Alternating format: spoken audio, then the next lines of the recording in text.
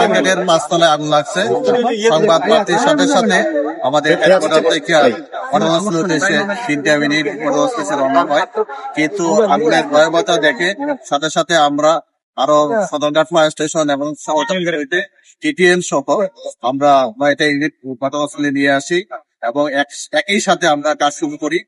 যেহেতু এটা একটা ইলেকট্রনিক মার্কেট ছিল, প্লাস্টিক জাতীয় দ্রব্য ছিল, মোবাইল অ্যাক্সেসরিজ ছিল এবং প্রচন্ড ধোঁয়া সৃষ্টি করে পাঁচতলার ভবনের পাঁচতলার যে গুদামগুলো ভিতরে আগুন লেগে যায় এবং প্রচন্ড ধোঁয়ার কারণে একবারে নিচতলা পর্যন্ত ধোঁয়া চলে আসে।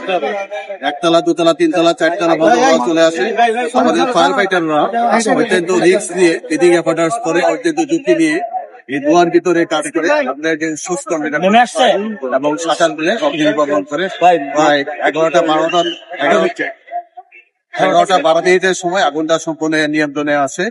আল্লাহর রহমতে এই সুন্দরবন মার্কেটের হাজার হাজার দোকান ছিল এবং উপরে গুদাম ছিল, অনেকগুলো গুদাম ছিল, কিন্তু ফায়ার সার্ভিসের সঠিক সময় সঠিক সিদ্ধান্তের কারণে অনেকগুলো দোকান রক্ষা পায় এবং বড় ধরনের ক্ষয়ক্ষতির হাত থেকে রক্ষা পায়। আগুন নির্বাপন ক্ষেত্রে এসে আমরা দেখলাম যে আমরা যারা আগুন নির্বাপন করতে ছিলাম তারা আমরা উপরে উঠে গেছি, কিন্তু নিচতলা, দোতলা, তিনতলা, চারতলায় অনেক লোক ছিল, জনগণ ছিল, পুলিশ, সেনাবাহিনী থেকে শুরু করে অন্যান্য আইন যারা বাহিনী ছিলেন তারা চেষ্টা করছেন যে তাদেরকে বের করে দেওয়ার জন্য। তারা বের করতে ছিলেন না, আমাদের একটু ব্যাগ পেতে হচ্ছিল এবং আমাদের পুলিশগুলো দিয়ে টানাটানি হচ্ছিল, এদিকে আসেন ওইদিকে আসেন।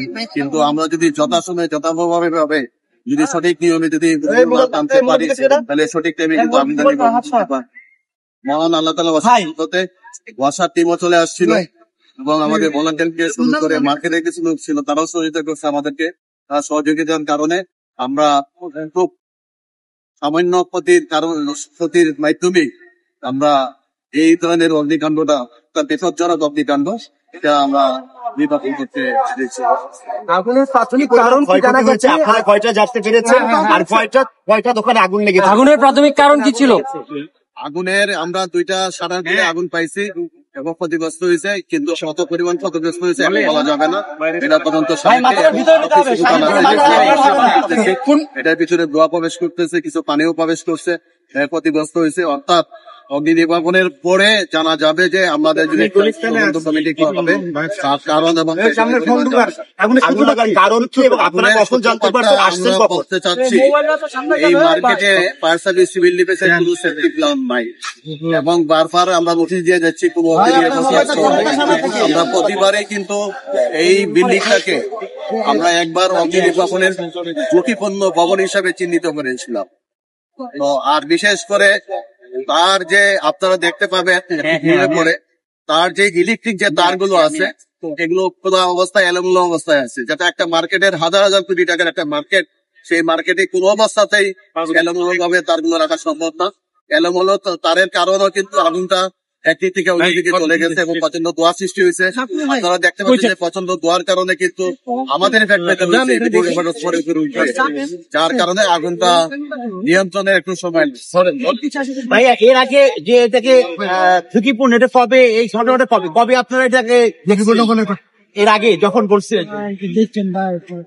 আপনারা 3-4 বছর আগে আমরা এটাকে ঝুঁকিপূর্ণ লাগাইছিলাম, রাজধানীতে বিভিন্ন এখানে ঝুঁকিপূর্ণ ভবন লাগাইছিলাম এবং অগ্নি নির্বাপনের ব্যবস্থা ছিল না, ক্ষতিগ্রস্ত হয়েছে। ওইটা দোকান শুধু ক্ষতিগ্রস্ত হয়েছে, কোনো মানুষ ক্ষতিগ্রস্ত আছে? নির্বাপনের কোনো ব্যবস্থা ছিল কিনা? অগ্নি নির্বাপনের কোনো ব্যবস্থা ছিল না, একটা ফায়ার এক্সটিংগুইশার ছিল, কিন্তু অগ্নিনির্বাপনের সিঁড়ি ছিল, তার অনেকগুলো সিঁড়ি ছিল, কিন্তু সামান্য কিছু এক্সটিংগুইশার ছিল, কিন্তু আরো যে অগ্নিনির্বাপন ব্যবস্থাটি থাকা দরকার সেদিকে কোনো ব্যবস্থা ছিল। কোনো হতাহতের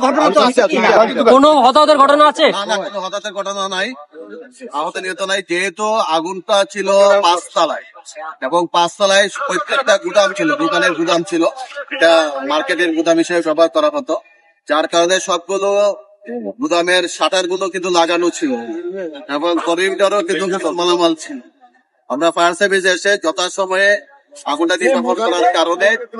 আর যারা একতলা, দুতলা, তিনতলা, চারতলায় ছিল তারা পুলিশ এবং নিরাপত্তা বাহিনীরা সঠিক টাইমে তাদেরকে বের করে দিতে পারছে, যার কারণে আমাদের সংখ্যা নাই বলেই। মার্কেট কর্তৃপক্ষ থেকে কি আপনাদের কি জানানো হয়েছে?